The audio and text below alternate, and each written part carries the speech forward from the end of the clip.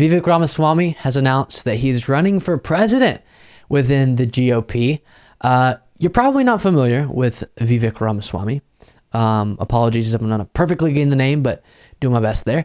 And he's kind of this millionaire entrepreneur hero among the conservative anti-woke crowd, I guess, of those who are aware of him, and wrote a book about being anti-woke, I assume. I didn't read it, obviously. Can you imagine? But that's who we're talking about here. And what's interesting is he's doing exactly what we saw Nikki Haley do. And we'll look at this again, what we saw Tim Scott doing. And Tim Scott is kind of hinting that he's going to also run within the Republican primary, which is to say, I think I'm the best candidate. And then essentially when asked, why do you think you're the best candidate? They go, I'm not going to criticize Trump. Because Trump's the other candidate in the race, and he's the most likely as of now to get the nomination. So why would you be better than him is the question that gets asked, which there are 10 gabadajillion reasons you could give for why Trump's a horrible, terrible, awful, ridiculous, bonkers, insane, wild, threatening candidate, and they can't give one. That's been up next to me the whole time. Sorry. So let's watch this. Vivek Ramaswamy, why would you be better than Trump? Because he's also in the race and you've now gotten in it. Here it is. You're looking for the Republican nomination. Probably the leader right now would be Donald Trump if you look at the polls. What are the policy differences you have between yourself and Donald Trump? So first of all, Donald Trump's a friend. I'm not running against him. I am running on a vision. Yeah, but see, you are though, right? I mean, I hear what you're saying from the perspective of being wrong, but from the perspective of being correct, you very much are running against him.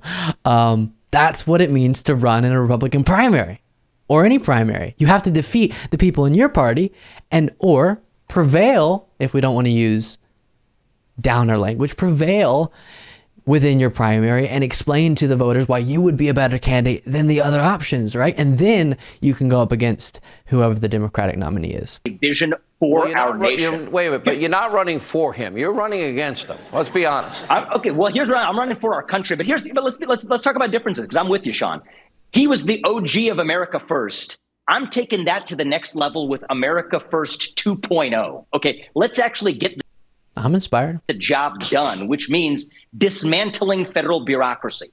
Instead of actually these managerial protections and civil service protections, I'm proposing 8-year sunset clauses for anybody in the federal bureaucracy. If I can't derive a paycheck from the federal government as the next U.S. president for more than 8 years, I don't think other federal bureaucrats should either. So I know it's popular. It's in vogue recently to just be super anti-bureaucrats all the time. Bureaucrats, the bureaucrats, the bureaucrats. And the right calls it the deep state. Those who are here administration after administration or there in the government working, doing the operational type stuff. But the idea of every 8 years you have to leave as a worker within the federal government who's not elected is so illogical, because having people who are there for a long time and experts at what they do, able to really understand the processes that they're heading up or that they're responsible for is good. The reason why we don't get out of our bureaucracy the things that we want oftentimes, the reason why we don't get the policies we want, or we think the government's not acting enough in our interest, is because of the leaders that we put in to lead that bureaucracy. It's because within the GOP, the options as of now are Vivek Ramaswamy, not Tim Scott yet, but looks like it's going to be Tim Scott, Nikki Haley, Trump, maybe DeSantis. That's why our federal bureaucracy doesn't give us the results that we want, because our leaders don't lead it properly.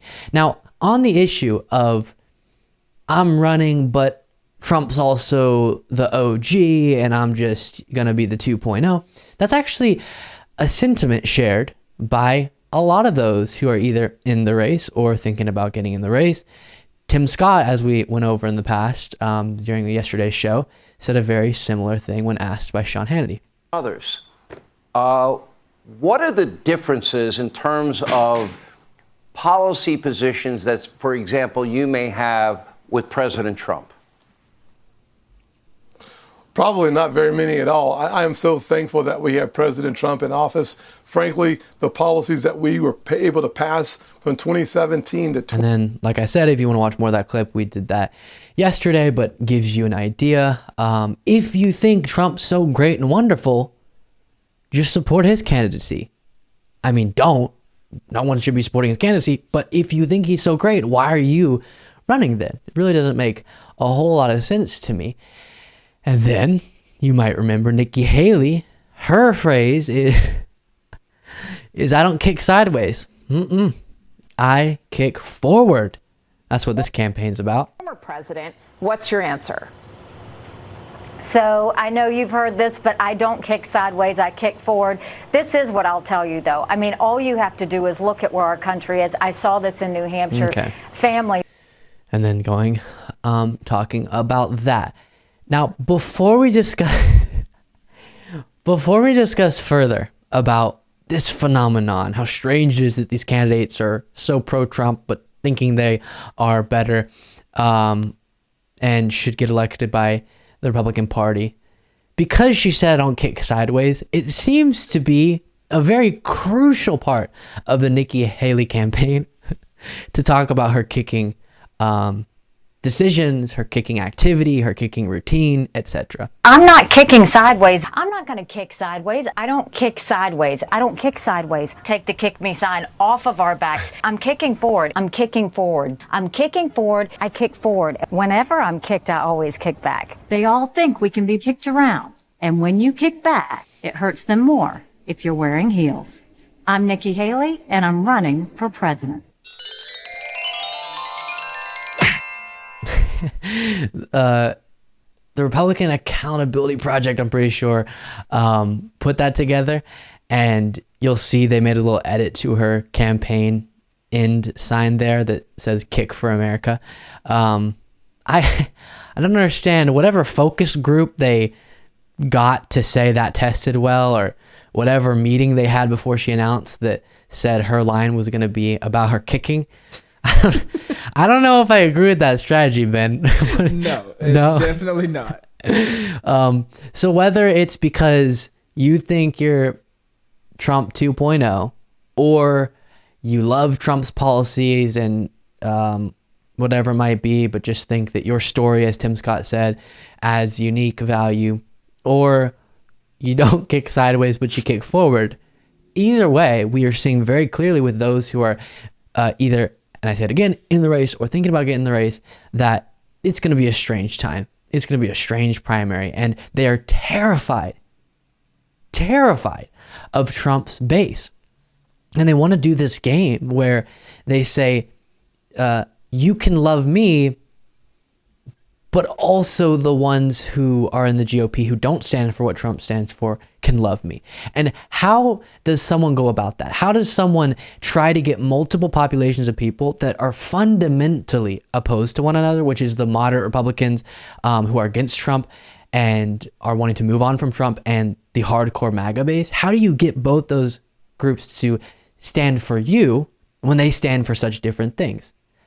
You don't, but you think that it's through not standing for anything or barely vaguely answering these questions. And it's not going to work. I can tell you, if this continues to be the campaign messages of those three individuals, it will not be successful.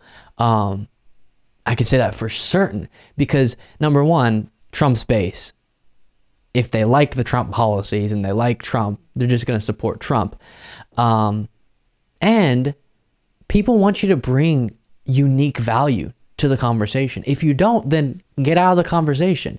And that would be my request to so many within politics that we cover on a day-to-day basis. Get out of the conversation, I beg you. Luke P. Beasley on Twitter if you want to get in to my conversation.